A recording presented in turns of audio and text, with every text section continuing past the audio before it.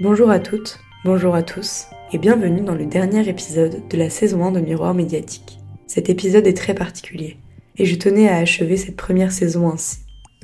J'aimerais d'abord avertir que certains des propos rapportés durant cette émission peuvent choquer un public jeune ou non averti. Aujourd'hui, je donne la parole à Rami. Il porte deux casquettes. D'un côté, Rami Aboujamous, journaliste de guerre, lauréat en 2024 de 3 des prix Bayeux-Calvados-Normandie, les plus prestigieuses récompenses du milieu journalistique pour les correspondants de guerre. C'est la première fois dans l'histoire de cette remise des prix qu'un journaliste y est triple lauréat. De l'autre, Rami, habitant de Gaza, d'origine palestinienne, qui a refusé de quitter sa terre malgré l'horreur du génocide.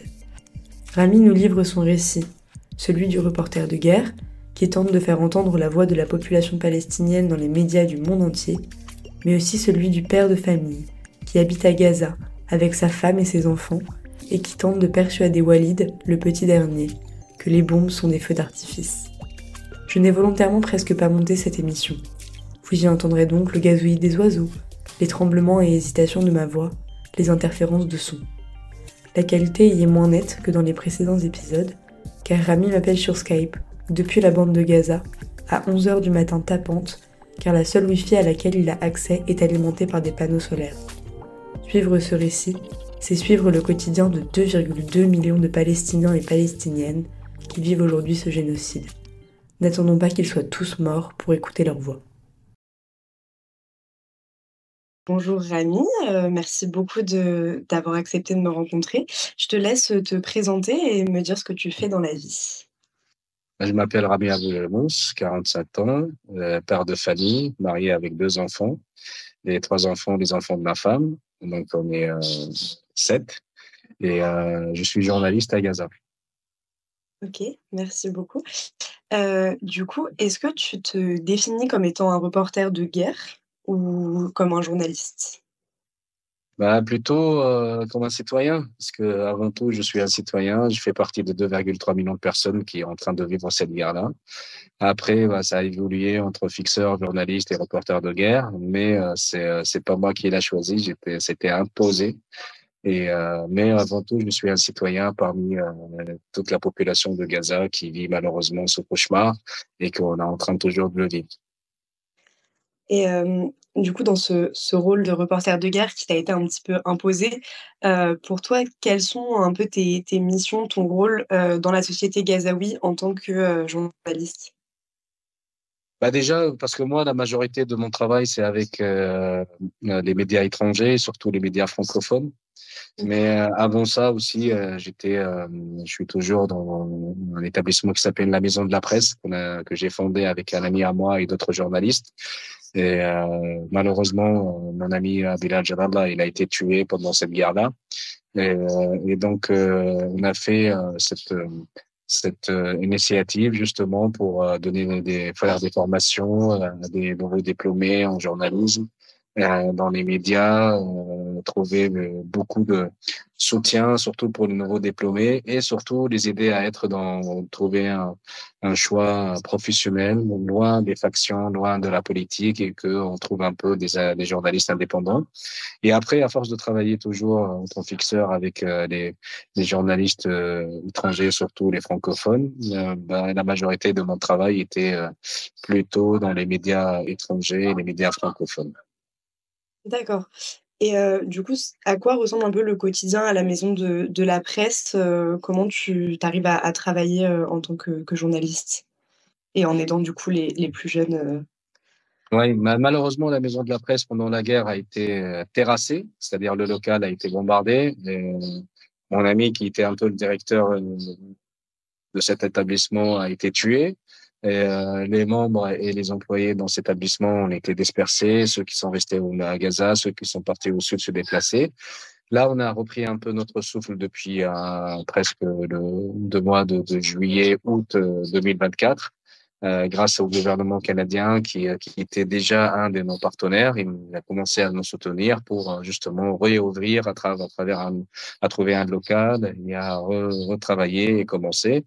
Et donc là, on a recommencé de donner des cours et pas des formations comme avant, mais surtout de soutien psychologique pour les femmes journalistes et pour les jeunes journalistes femmes aussi. Et on a donné, là, on est en train de faire des cours de sécurité professionnelle en tant que journaliste. Et bien sûr, on fait le minimum pour qu'un journaliste dans des conditions de guerre, il sait au moins comment se comporter ou bien comment prendre les mesures de sécurité.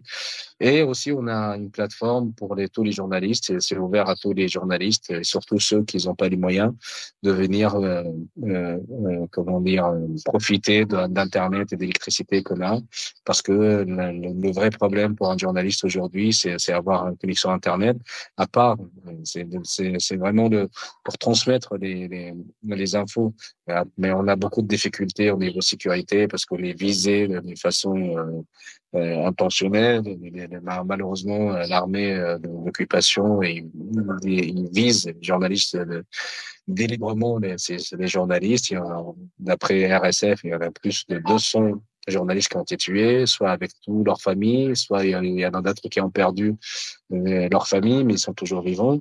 Donc, on a beaucoup de problèmes là-dessus, mais pour travailler, il faut avoir un peu d'internet et d'électricité. Donc, nous, on essaye de fournir ce genre de travail. Moi, personnellement, je fais de moins en moins le terrain pour plusieurs raisons. La première raison, c'est une raison logistique, parce que se déplacer à chaque fois d'un endroit à un autre, ça devient un peu impossible à Gaza. Il n'y a pas de fuel, il n'y a pas de voiture, donc il faut se déplacer soit avec des charrettes tirées par des animaux, ou bien avec quelques tuk-tuk. Donc ça, c'est pas du tout pratique, et c'est pour ça qu'aujourd'hui, on voit de plus les journalistes et surtout les caméramans, ils sont à côté des hôpitaux, justement pour voir quand il y a un flux de blessés qui arrive, pour voir où ça a été bombardé et pour aller sur place, pour témoigner, pour filmer et tout.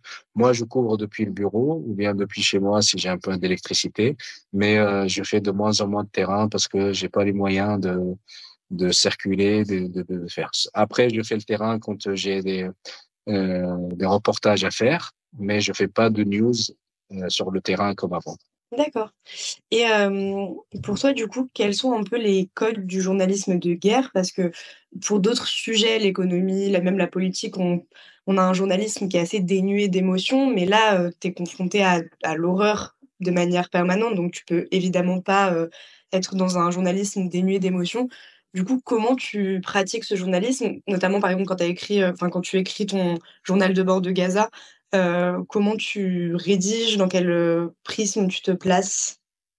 Ouais, ben justement, c'est que moi, j'ai dit que, à part que je suis journaliste, je fais partie de 2,3 millions de personnes qui vivent ce génocide. Donc, du coup, j'ai pris la décision de parler de moi-même, de ma famille, parce qu'avant, pour moi, ma famille, c'était un peu quelque chose de sacré, ma vie privée. Je parle pas beaucoup de ma vie privée, que ce soit à des amis et surtout pas au monde entier et à la presse. Mais là, j'ai sacrifié cette vie-là justement pour parler. Je me suis dit, je suis un petit exemple de ce qui souffrent les autres personnes dans cette population de Gaza. Et encore, moi, je suis un peu chanceux parce que je peux avoir un peu d'argent avec mon travail et collaboration avec les médias. Mais il y en a d'autres qui, malheureusement, dépendent à 100% d'aide humanitaire. Et donc, c'est pour ça, mon journal, si vous avez déjà lu mon journal ou pas, la majorité de temps, je parle de moi, de ma famille, de Walid, de mon fils, de Ramzi, de mes voisins. Le news, c'est de parler de nombre de morts et tout ça. Ça, justement, c'est ça qui a donné un peu, comment dire, que les gens ils se sont un peu normalisés avec la guerre. C'est-à-dire, ça devient comme la météo. Aujourd'hui, il fait beau. Aujourd'hui, il y a les prévisions disent. Et pareil, c'était que ça à Gaza. Aujourd'hui, il y a 100 morts, il y a 120 morts et tout. Mais justement, pour moi, ces 120 morts, c'est pas un chiffre. Ce sont des personnes qui ont leur propre famille, qui ont leurs propres rêves, qui ont leur propre travail, qui ont leur propre ambition. Et je parle de ces gens-là à travers moi, à travers Walid.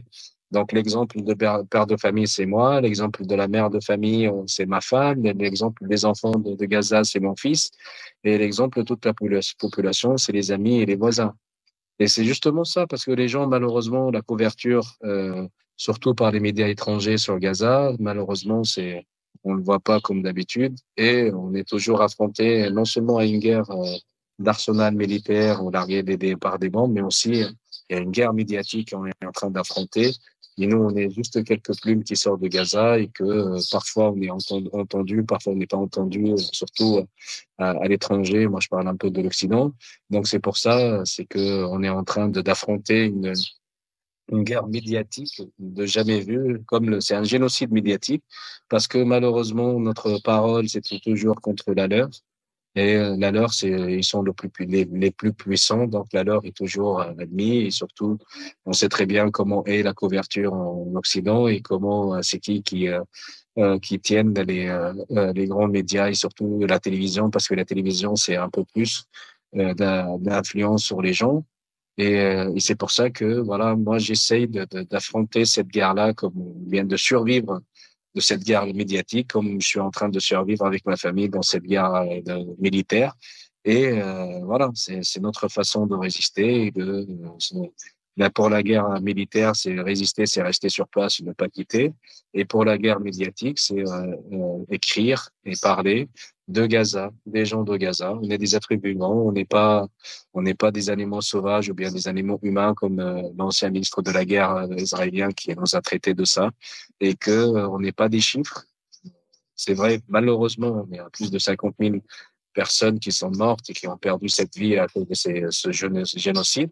Mais les 50 000 personnes, on n'est pas que des chiffres, on est des histoires, on est des êtres humains, on est des enfants et tout ça. Donc, j'essaye de parler de cette vie humaine qui n'a rien à voir avec la guerre ou bien avec les chiffres de la guerre, mais la souffrance en général qu'on est en train de vivre. Parce que malheureusement, l'Occident, pour eux, c'est une bataille, c'est une guerre, une armée contre une autre armée, et c'est pas vrai. C'est une guerre d'une armée la plus puissante au Proche-Orient qui est en train de bombarder des gens qui sont encerclés, prisonniers. Avant, on était dans une prison à ciel ouvert. Aujourd'hui, dans une cage à ciel ouvert parce qu'ils sont en train de minimiser Gaza en annexant la zone tampon qu'ils sont en train de le faire. À peu près, c'est entre 30 à 35% du sol ou bien territoire de Gaza qui a été annexé. Donc, on est plus en plus entassé dans une petite zone. Moi, je considère qu'on est une cage, privé de tout, privé de sécurité, privé de la nourriture, privé de l'humanité et privé aussi de regard des médias qui sortent de Gaza ou bien des voix qui sortent de Gaza pour qu'il arrive à l'Occident.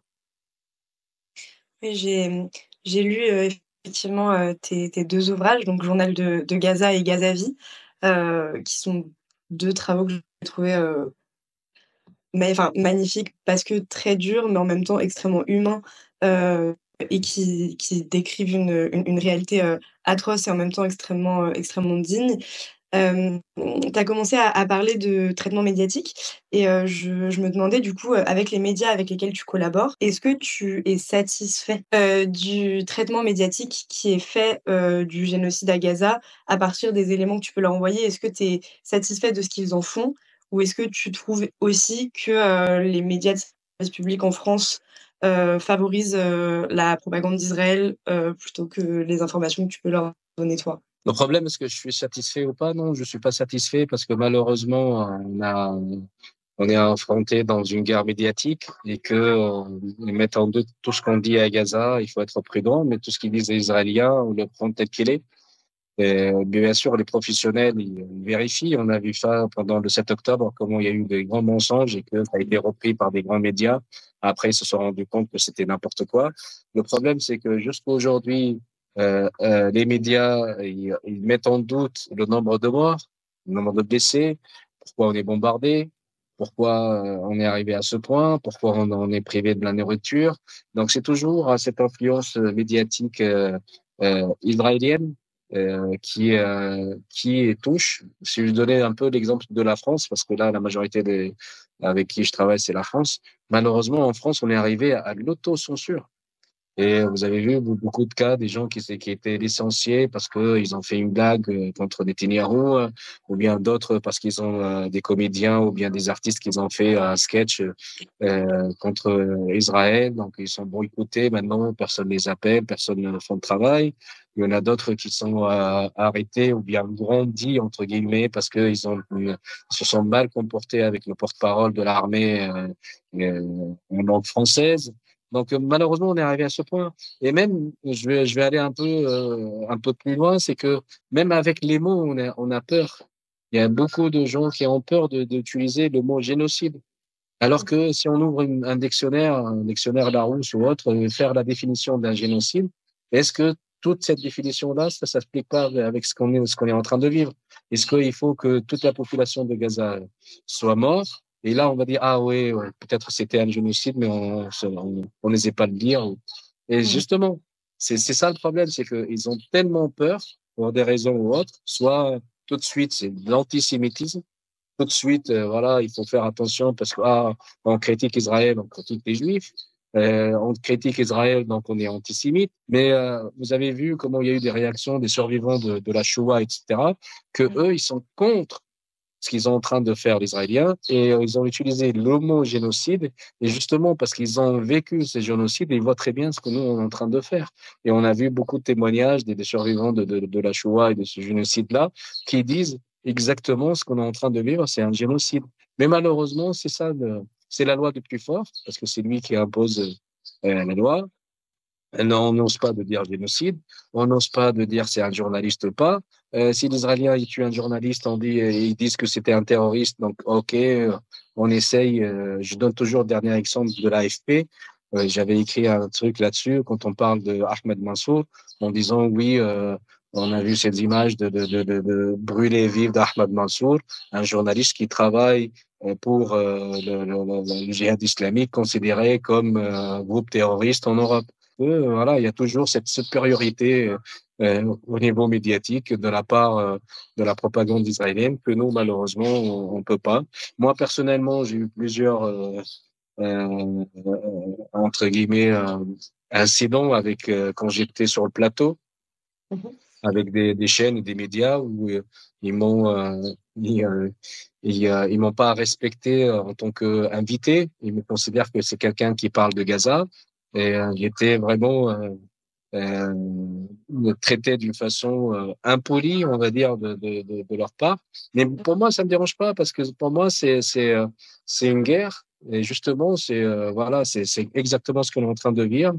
C'est une petite plume contre une guerre médiatique et une arsenal médiatique. Et donc, je refuse pas à chaque fois que quelqu'un me demande, et je sais très bien qu'est-ce qui m'attend, je sais très bien qu'est-ce qu'il cherche, etc. Et je dis oui à chaque fois. Au moins, je dis, il y aura un téléspectateur qui va entendre une voix de Gaza et entendre quelqu'un qui parle français, entendre quelqu'un qui parle la même langue qu'eux, qui le perçoit. Et donc, je me suis dit, peut-être il y aura un ou deux qui vont se poser la question, dire, ah oui, peut-être il a raison. Ah oui, je vais chercher. Ah oui, je vais voir autrement, etc. Donc, c'est pour moi, ça me dérange pas. Ça s'est arrivé à la radio, ça s'est arrivé à la presse, à la télé. Et ça fait partie de mon défi et ma façon de résister contre cette guerre médiatique. Et justement, pour toi, pourquoi il y a tant une primauté à la parole israélienne plutôt que d'écouter les Gazaouis ou au moins, à la rigueur, de mettre au moins les deux paroles au même niveau? Pourquoi les médias français favorisent tellement la parole israélienne et décrédibilisent tellement la parole gazaoui? Bah, je veux pas généraliser parce qu'il y a des trois médias qui font très bien leur travail, qui sont des professionnels, mais je parle un peu la majorité de ces médias-là et justement parce que ces médias-là, ils sont détenus par des personnes qui sont soit des Israéliens, soit des pro-israéliens, soit ils sont pour comment dire, la version israélienne et ces gens-là, c'est eux qui détiennent la majorité de ces médias. Et l'influence se fait malheureusement dans la télé. Parce que la presse écrite, on peut trouver un peu d'équilibre quand on lit un article, on peut trouver plus ou moins un équilibre. Et justement, parce que ces journalistes-là, et quand ils font un article, ils font quoi que ce soit, ils sont pas à Gaza. Donc, et tout de suite, Ils sont attaqués. Oui, comment vous êtes basé sur le numéro, les chiffres de Hamas. Ah, vous êtes basé sur quelqu'un qui parle de Gaza. Ah, ce quelqu'un, c'est un terroriste. Ah, ce quelqu'un, c'est pas un journaliste. On était déjà attaqué en disant qu'il n'y a pas de journalistes à Gaza. Après, il se dit oui, peut-être il y a des journalistes à Gaza, mais ils sont sous la censure du Hamas. Soit ils sont Hamas, soit ils sont sous la censure du Hamas. Ils peuvent pas dire la vérité telle qu'elle est. Alors que les images parlent toutes seules. On n'a pas besoin ni de la faire de la propagande, quoi que ce soit. C'est juste, c'est les images qui parlent toutes seules. Et pareil, je fais toujours cette comparaison avec la couverture de l'Ukraine et de Gaza. Comment ils sont en train de vivre cette situation, les Ukrainiens, et avec les bombardements et tout. Tout le monde parle de ça et que nous, quand on subit un génocide, mais personne ne parle. Quand il y avait l'échange des prisonniers, ben, tout le monde s'est mobilisé pour voir les prisonniers israéliens qui sont libérés. Ils ont allé voir leur famille, ils attendaient chez eux, à l'hôpital. Et quand est-ce qu'ils sont arrivés, raconter leur histoire, leur famille, son petit chien, son petit chat, comment il l'attend et tout ça. Et quand il s'agit des Palestiniens qui ont passé 30 ans dans les prisons israéliennes, dans des pires conditions, et avec la torture, avec tout, bah, juste 2, 3 secondes pour ne pas dire. Et parfois, il y en a qui ne couvrent même pas. Et on a juste 2, 3 secondes ou bien 2, 3 minutes et c'est tout. Alors que la pleine couverture, c'est pour ces prisonniers israéliens qui sont restés 1 an ou 6 mois chez le Hamas à Gaza. Et voilà, eux, ils ont leur nom, ils ont leur famille. On parle de ce côté humanitaire, le traumatisme qui sont en train de vivre leur famille et tout. Je le comprends très bien parce que nous, on a des milliers de prisonniers qui vivent dans des conditions. Il y a des prisonniers qui étaient libérés, qui ont passé 20 ans dans une cellule tout seul. La personne, elle est toute seule dans une cellule fermée pendant 20 ans. Et personne ne parle de ça. Et voilà, c'est un petit exemple de comparaison entre la couverture et justement parce qu'on a peur de dire, ah, si on fait la couverture de cette personne, ah, c'est un terroriste, ah, il a tué des Palestiniens. Mais par contre, un soldat qui est libéré, lui, il n'a pas tué de Palestiniens. Lui, il a rien fait, le pauvre. Lui, il n'a pas ni tué des Palestiniens, ni encerclé des Palestiniens, ni torturé de Palestiniens, mais pas du tout. Mais par contre, pour un Palestinien qui était libéré, et bah, tout de suite, on a peur de couvrir son histoire parce que ce sont des terroristes. Et voilà. Et ça fait partie aussi de cet enjeu-là, c'est les termes utilisés. C'est-à-dire la résistance. Tout le monde dit que les Israéliens disent que la résistance ce sont des terroristes. Là, on est devenus des terroristes. Ils ont commencé à dire que la population sont des terroristes, donc on est devenus des terroristes. Récemment, ils ont qualifié Abbas de terroriste, alors que Abbas depuis 20 ans, il n'arrête pas de parler de la paix. Il veut faire la paix et il est contre la résistance militaire et tout. C'est un terroriste. C'est juste la loi du plus fort. Les Israéliens, ils imposent les termes, ils imposent la politique et tout le monde les suit malheureusement. Et c'est ça le problème, c'est que l'Europe peut faire quelque chose, l'Occident peut faire, à part les États-Unis, parce qu'on sait très bien, ils sont des alliés, c'est le petit enfant gâté de l'Occident, mais surtout des États-Unis. Mais l'Europe peut faire quelque chose. Et c'est très facile. Ce qu'ils ont fait avec la Russie, ils peuvent faire avec Israël. Ils effacent le mot Russie, ils mettent à la place Israël, hein, donc les sanctions, l'arrêt de vente des armes, les transferts bancaires, tout ça. Et la guerre va finir le lendemain. Tout de suite, même pas le lendemain. C'est tout de suite qu'il va s'arrêter. Mais malheureusement, on adopte toujours la version israélienne et la version, les termes, les définitions et tout. Alors que ces mêmes gens-là, qui sont maintenant chefs de gouvernement dans l'Europe, leurs grands-parents, ils ont vécu l'occupation pendant la Deuxième Guerre mondiale. Et leurs grands-parents, ils étaient qualifiés de terroristes. Les journalistes à l'époque, ils étaient qualifiés de terroristes parce que c'est la plus simple. C'est le mot le plus simple qu'on peut utiliser pour justifier les crimes. Ah, c'est un terroriste, ah, c'est bon.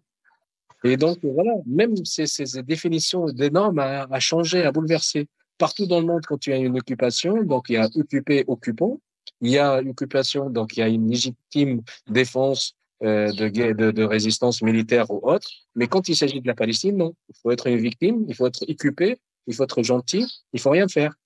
Parce que c'est justement l'occupant a le droit de se défendre. Il est en train de m'occuper, il a le droit de se défendre contre l'occupé. Et c'est ça, l'ironie et l'hypocrisie du monde entier. C'est que quand il s'agit de tout par on parle de droit international, on parle des valeurs de droits de l'homme, etc. Mais quand il s'agit de Gaza ou bien de la Palestine, on perd tout ça. On est justement parce qu'on est traité comme des animaux humains. Donc, même les animaux, ils ont leurs droits en France et en Occident. Et mais nous, on n'a pas cette chance-là, malheureusement. On n'est pas arrivé à ce stade-là. Et face à cette situation, médiatique, est-ce que ça a été d'une forme de peut-être de réconfort de voir, à l'inverse, les mouvements sur les réseaux sociaux, de diffusion, de soutien, d'images, de cagnottes? Il y a aussi eu énormément de mobilisations, notamment dans les facs, européennes, américaines aussi, de mouvements de soutien à la Palestine et cetera. Enfin, est-ce qu'à Gaza, ça vous apporte une forme de réconfort de savoir que vous êtes vus et soutenus par, une partie de la population? Ou est-ce que, comme c'est pas des médiums qui ont énormément de pouvoir en termes de décision politique, ça a un impact moindre? Non, c'est pas ça que nous, tout ce qu'on est en train de parler, ça n'a rien à voir avec la population, parce que la population, aujourd'hui, rien ne se cache. On peut pas, comment dire, on peut pas cacher le soleil avec un filtre. Le soleil est toujours là. Et la population, bien sûr, il y a des gens qui, en général, qui n'ont rien à voir avec la politique extérieure et qu'ils préfèrent de parler de la France ou bien de son pays. Ils s'intéressent pas trop à ce qui se passe ailleurs. Mais malheureusement, pour les Israéliens, il y a des gens qui sont conscients, qui savent très bien ce qui se passe. Et c'est pour ça qu'on a vu des manifestations, que ce soit en France ou ailleurs, surtout dans les universités. Moi, je me rappelle très bien quand j'étais en France en 97 et 99, quand je disais palestinien, les gens, ils savaient pas la Palestine. Les gens, ils savaient Israël, c'est-à-dire les amis qui étaient avec moi à la fac et tout, ils disaient Israël. Arafat, ils connaissaient Arafat, mais ils ne savaient pas ce que c'est la Palestine. Et justement, ils ne savaient pas qu'il y avait une occupation, ils ne savaient pas qu'est-ce qu'on est en train de souffrir pendant 48, etc.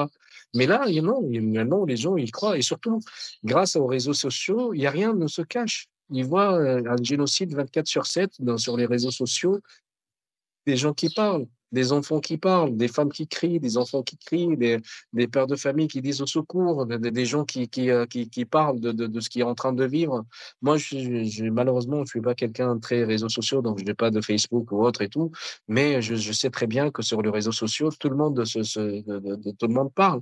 Et justement, là, pour les populations, ils sont là, parce que l'humanité existe. Mais sinon, nos problèmes, c'est avec les chefs de gouvernement, c'est avec les chefs politiques. C'est pas avec la population. La population, en général, soit ils sont manipulés parce que justement, les médias, ils sont là, et donc ils sont manipulés. Et quand ils voient le journal, le GT à 20 heures, entre familles, en train de prendre des dîner, etc., ils sont influencés d'une façon ou autre parce qu'à force d'entendre des mensonges, des mensonges, des mensonges, on arrive à y croire. Mais il y en a beaucoup qui sont conscients, qui connaissent très bien la question palestinienne et qui connaissent très bien ce qui se passe. Et c'est pour ça qu'on a vu les manifestations et autres. Mais malheureusement, les chefs politiques, c'est pas, ils ont leur propre intérêt politique, donc ils sont dans une autre voie que la population. Mais nous, on a vu, non, on sait très bien que l'humanité, ça se perd pas. Il y a des gens qui gardent toujours leur humanité, quelle que soit la couleur, quelle que soit la géographie, et quel que soit l'endroit où ils vivent. Ils savent très bien qu'on est en train de vivre un génocide et c'est pour ça qu'ils sont en train de bouger. Et ils veulent aider, mais ils peuvent rien faire à part des manifestations. Ils peuvent rien faire d'autre parce qu'ils peuvent pas aider autrement. Et pour parler un peu plus de ton métier de journaliste, en 2024, du coup, tu as été récompensé par 3 prix, Bayeux des correspondants de guerre, qui sont des prix extrêmement prestigieux. Donc le trophée de la presse écrite pour le Journal de Gaza, le prix Ouest France Jean-Marie pour le Journal de Gaza et le trophée télévision pour Gaza fuir l'enfer. Comment tu as vécu de recevoir ces prix?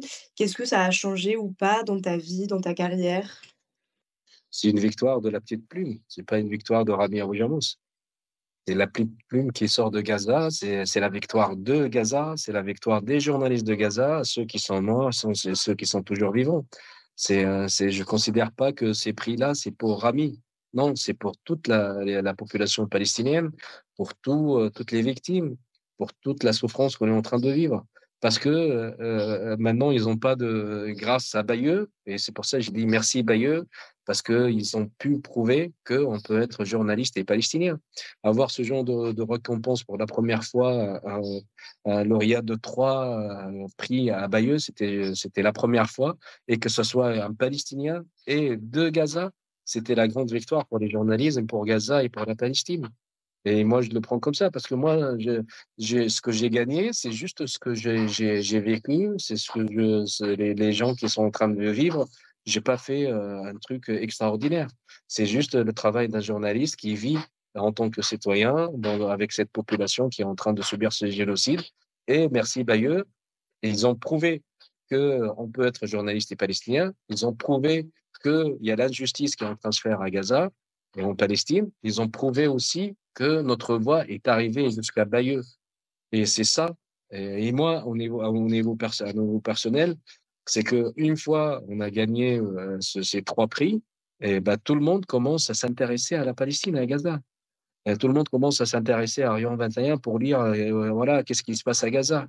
Et c'est ça, on a commencé par l'inverse, mais c'est pas grave. D'habitude, c'est que les gens, c'est eux qui font, les gens ont bien poussé l'affaire vers le haut. Là, on a commencé par l'inverse. Ça, c'est venu depuis Bayeux. Et justement, c'est grâce à Bayeux que là, la base populaire, il est en train de poser des questions, de lire ce qui se passe à Gaza, en Palestine, et de se poser des questions.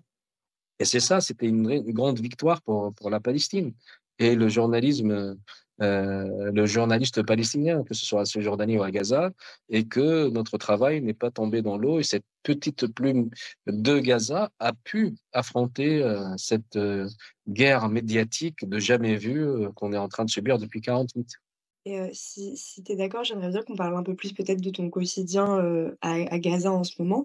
Notamment dans le journal de Gaza, tu parles beaucoup, d'humiliation. C'est un mot qui revient très souvent. Des humiliations multiples, du coup subies par le peuple palestinien. Pour en citer, que quelques-unes, par exemple le fait de vivre dans une tente, quand, les aides humanitaires ont été parachutées, au-dessus de la mer, affamer volontairement la population gazaoui et cetera. Et tu, opposes en quelque sorte cette humiliation à un désir fort de conserver, sa dignité. Hem, Est-ce que pour toi, ce que tu as partagé, enfin ce que tu partages sur, ton blog, est-ce que ça a pour objectif un peu de redonner justement une dignité à toutes ces vies humaines, à toutes ces âmes qui sont réduites à des chiffres, heu, à raconter que ce sont des vraies personnes avec une vraie vie et des vrais rêves? Est-ce que c'était ça, finalement, le un des objectifs aussi dans le fait de raconter ton quotidien? Bien sûr, vivre sous humiliation, c'est la pire des choses qu'on peut vivre. C'est le pire de sentiment qu'on peut sentir. L'humiliation, c'est quelque chose pour quelqu'un qui est fier de sa dignité, qui est fier de sa terre, qui est fier de sa patrie. C'est la pire des choses de sentir. Et justement, c'est les Israéliens, ils n'arrêtent pas de nous humilier et de arriver à l'humiliation beaucoup plus que la mort. Parce que si on est mort, c'est fini. Mais là, on est mort, on est humilié par toutes toute façon de mourir, d'humiliation, pardon. C'est-à-dire, on est bombardé chez soi, en train de dormir ou bien dans la journée. On est sous les décombres, donc on est mort sous les décombres. Il y a des gens jusqu'à l'heure, on est en train de parler, depuis le début de la guerre, ils sont sous les décombres. Ce sont des morts sous les décombres. Pour nous, quelqu'un qui est mort, c'est tout de suite l'enterrement. Il faut l'enterrer parce que ça fait partie de la dignité de cette personne, etc. Il y a des gens qui, jusqu'à présent, ils sont sous les décombres. Il y a jusqu'à présent des gens qui sont dans des fosses communes, que ce soit dans les hôpitaux ou des endroits, parce qu'on ne peut pas les enterrer dans des cimetières, parce que les cimetières, maintenant, ils sont ce qu'on appelle dans les zones tampons, que l'armée d'occupation, ils ont déclaré que c'était annexé. Parce qu'il n'y a pas d'endroit pour enterrer les gens. Là, récemment, les gens, ils n'arrivent pas à trouver de la pierre pour fermer les tombes. C'est pire, humiliation. C'est-à-dire, même on est mort et on est humilié. L'humiliation de voir son fils en train de souffrir, et on ne peut pas le faire quoi que ce soit il souffre de la faim ou bien il souffre parce qu'il était blessé. Il n'y a pas de soins, on ne peut pas le transférer, on ne peut pas l'amener ailleurs pour qu'il y aura des bonnes soins. C'est l'humiliation de vivre sous une tente. Vivre sous une tente, c'est la pire humiliation pour une famille. C'est parce que c'est une tente, c'est pas la vadrouille. C'est pas parce qu'on va passer 2, 3 jours comme ça à la campagne ou bien à la montagne, etc. Non, c'est pire. C'est que les femmes ils font la queue pour aller faire leurs besoins, ils font la queue pour prendre une douche, ils font la queue pour avoir de la nourriture, ils font la queue. Et pour nous, les femmes, c'était quelque chose de sacré. On n'a jamais vu une femme qui faisait la queue. Et même pas, même si on était dans un resto pour les toilettes, il n'y a pas de queue pour les toilettes. Et elle ne faisait même pas ça. C'est la honte. Aujourd'hui, on est obligé de le faire. On a perdu cette honte. On a perdu beaucoup de normes de notre vie, beaucoup d'aspects sociaux. On est en train de perdre, justement à cause de cette humiliation. Et c'est ça. Même par exemple, larguer de la nourriture. Regardez comment ils ont fait pour Gaza. Ils larguent des nourritures comme des chiens, comme un morceau des chiens affamés pour que nous, on s'entretue pour avoir quelques palettes de farine ou n'importe quoi. Alors que ces populations-là, ou bien ces gouvernements, que ce soit la France, le Canada, les États-Unis, peuvent faire ça d'une façon digne. Et ils l'ont fait avec les Israéliens. Quand les Houthis, ils ont fermé la mer Rouge, ben, il y a des milliers de camions qui sont arrivés jusqu'au Israël par le sol d'une façon digne pour l'Israélien. Alors que non, il faut que toujours soit trompé avec l'humiliation. La nourriture, c'est toujours trompé avec l'humiliation. L'aide humanitaire, c'est toujours trompé avec l'humiliation.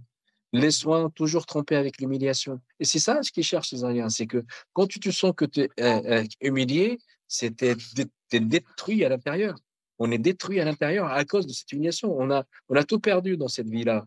Tout perdu. Il ne reste que la dignité. Si on va perdre cette dignité-là, c'est fini.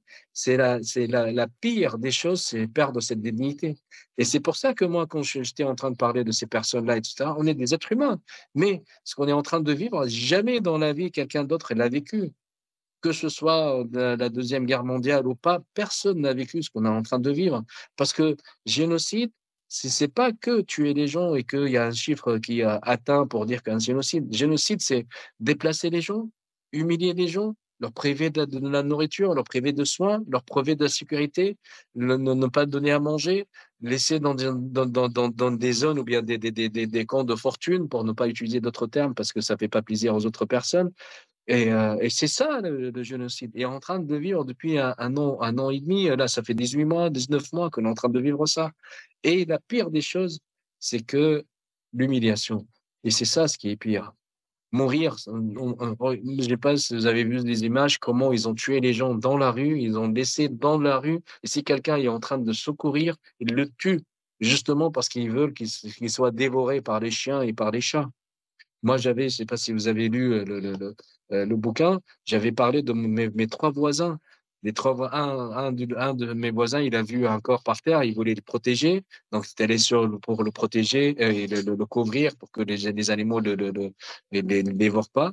Ils l'ont snipé, donc il est mort sur cette personne qui est morte. Un deuxième qui veut le secourir, il a été snipé sur le même instant, et son fils, il voulait le secourir, il était snipé. Et les quatre, ils étaient sur place pendant 2 semaines le temps que l'armée d'occupation se sont retirés de mon quartier, et c'est là où ils ont pu enterrer ces quatre personnes. Pire humiliation. Vous imaginez comment il y a des gens qui, même pas les chiens. Si vous trouvez un chat mort dans la rue, vous le mettez à côté, vous l'enterrez, vous le couvrez. Et nous, on est des êtres humains. On les laisse dans la rue dévorer pour que les chiens et les animaux nous dévorent, parce que même les chiens et les animaux, ils vivent la même vie. Ils n'ont pas à manger, donc ils sont dans la famine. Et c'est ça qui fait beaucoup plus mal. C'est quand on touche à notre dignité et quand on vit, on sent qu'on est en train d'être humilié de A à Z dans notre vie. Et est-ce que justement, tes voisins, tes amis, gazaouis, en lisant tes écrits, ils ont ressenti, qu'on leur redonnait une voix, une parole, une dignité justement, d'être entendus, d'être lus? Oui, mais déjà, il y en a pas beaucoup de mes amis qui lisent ces articles-là pour plusieurs raisons, parce que déjà en français, pour le traduire, ça perd un peu le. Quoique, après Bayeux, il y en a beaucoup qui commencent à, me lire et j'ai perdu beaucoup de comment dire, j'ai perdu beaucoup de fiabilité parce ils ont compris que j'étais en train de mentir et que j'ai fait ça pour leur remonter le moral. Et là, quand ils me posent des questions, je dis arrête, Rami, parle comme il faut pas dire de mensonges, dis la vérité telle qu'il est. Est-ce qu'il va y avoir un cessez-le-feu? Est-ce que, parce qu'ils ont compris que je faisais beaucoup de choses avec des mensonges pour remonter le moral. Et bien sûr, ils étaient fiers. Je vous ai dit, ces prix-là, c'est pour la population. Ils étaient fiers qu'on ait entendu. Et ils me dit merci Rami que on est arrivé à ce point et que les gens ils ont commencé à parler de nous. Et c'est vrai que Bayeux c'était vraiment une récompense pour toute la population parce qu'ils considèrent que au moins on commence de parler de nous et non seulement de parler de nous, mais aussi que des récits, ça mérite un prix parce que c'est un récit réel, parce que c'est un récit vrai, parce que c'est un récit humain qu'une population, une partie de cette population elle est en train de vivre. Et dans Gazavi, tu parles du coup beaucoup de ton fils, Walid, et de la façon dont tu essayes de faire de la guerre un événement amusant pour lui, pour qu'il se rende pas forcément compte, de l'horreur qui l'entoure. Hem, est-ce qu'il va bien et comment est son quotidien? Est-ce qu'il continue à pouvoir voir la guerre comme, quelque chose, où on applaudit, aux bombes qui explosent? Ou est-ce que finalement, tu te poses la question à un moment, il me semble à la fin de Journal de Gaza, tu te dis que bientôt il va falloir lui dire et qu'il commence un peu à comprendre. Est-ce que tu as réussi à le maintenir dans cette innocence ou est-ce que c'est déjà trop tard, L'innocence est toujours là, mais il a commencé à poser une question pour notre retour. Quand on a pris la voiture de retour à Gaza, et il a vu comment dire, l'ampleur de destruction, et il a posé la question, il m'a dit pourquoi et c'est qui a fait ça? Et j'ai pas trouvé, je peux pas lui dire c'est feu d'artifice, je peux lui dire, j'ai dit c'est la pluie, mais bon, il m'a pas cru. Et là, il continue à applaudir quand on entend un bombardement, mais la façon d'applaudir, c'est pour dire que j'ai peur, mais j'applaudis parce que papa, il m'a dit d'applaudir. Mais là, il est avec dans le quartier, il joue avec les voisins, il joue avec les enfants de son âge, et il entend. Et malheureusement, la discussion actuelle partout dans la bande de Gaza, c'est voilà, le bombardement d'hier, le bombardement d'aujourd'hui, ce qu'ils ont fait l'armée, qu'est-ce qu'elle a fait l'armée, le truc qu'on a entendu cette nuit, c'était juste à côté, et il entend tout ça. Et il vient et il me dit, ah, papa, oui, bah, c'est qui? Ah, c'est les Israéliens, ils ont fait ça. Je dis, non, non, il n'y a pas d'Israéliens, il y a pas. Il dit, ok, ouais, c'est la police. Je dis oui, c'est la police. Mais moi, en même temps, je veux pas qu'il ait peur de la police aussi, parce qu'un jour, il va rencontrer des policiers, donc je veux pas qu'il ait peur. Et donc, j'essaye. Jusqu'à présent, ça marche. Mais il est conscient. Il comprend qu'il y a quelque chose qui s'appelle israélien. Et cet israélien, il entend ce mot partout. Et tout le temps dans le quartier, quand les gens ils sont en train de faire des discussions avec la télé, quand sa maman elle parle au téléphone, et donc il entend le mot bombardement, il entend les mots victimes, il entend le mot mort, les mots blessés, il entend, et surtout il entend les bombardements. Il applaudit quand il y a des bombardements. Jusqu'à présent, pour lui, le bombardement, peut-être, c'est toujours des feux d'artifice, parce qu'il fait pas le lien, visuellement, il n'y a pas un bombardement avec des blessés ou de morts devant ses yeux, donc pour le moment, ok. Les drones, c'est toujours des oiseaux et que c'est le parachutisme, c'est tout va bien.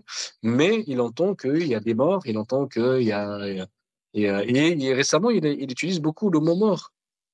Par exemple, la dernière fois, je l'ai vu, comment dire, s'installer sur le lit. Il dit, oh papa, je suis mort.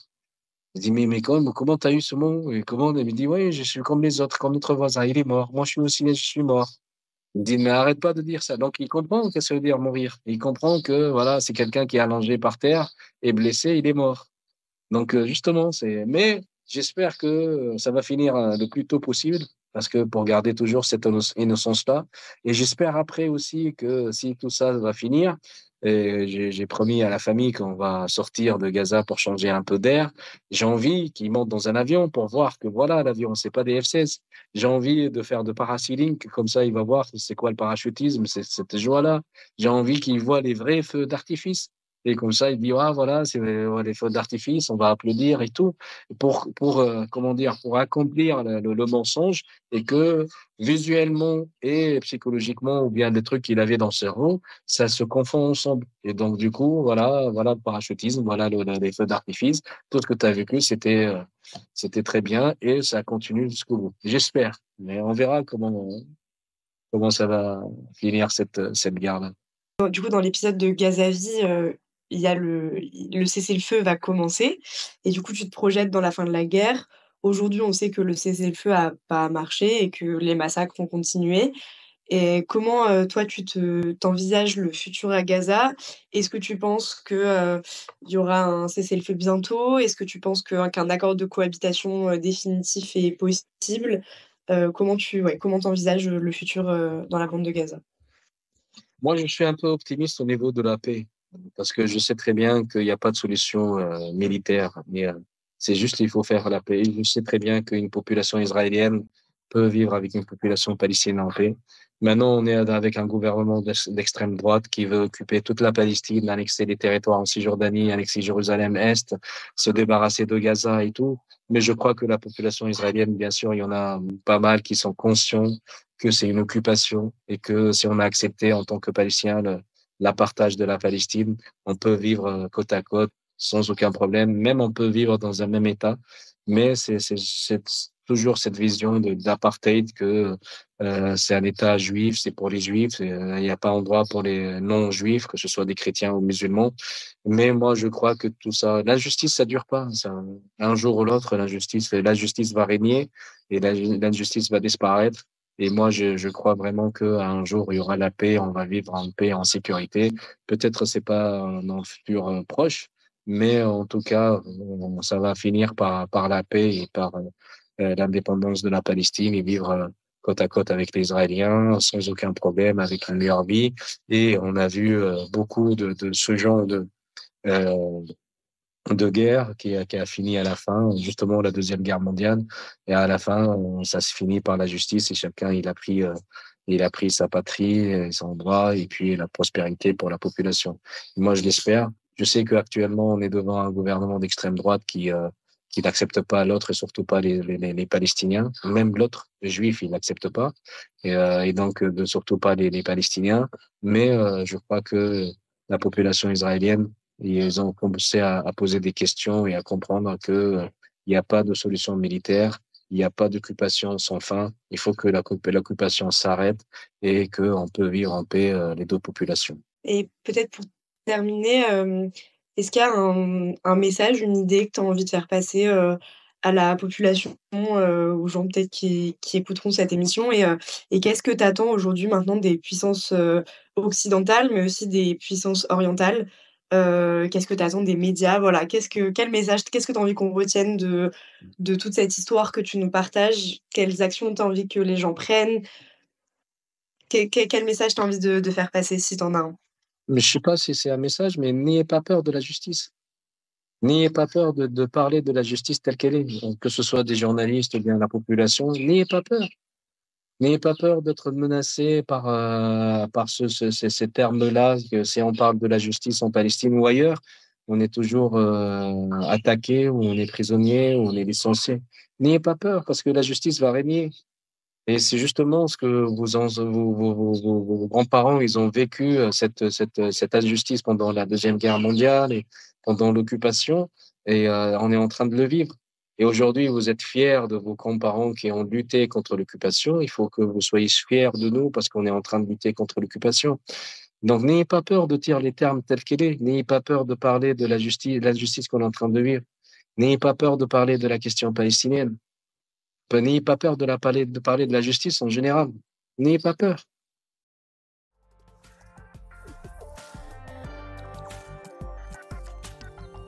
Merci d'avoir suivi le dernier épisode de la saison 1 de Miroir médiatique. Les épisodes précédents sont disponibles sur Spotify, YouTube, Deezer et Acast. Il était important pour moi de finir ainsi, par l'immense honneur que m'a fait Rami en me confiant son vécu. J'espère que vous m'aiderez à le porter le plus loin possible pour une Palestine libérée et enfin en paix.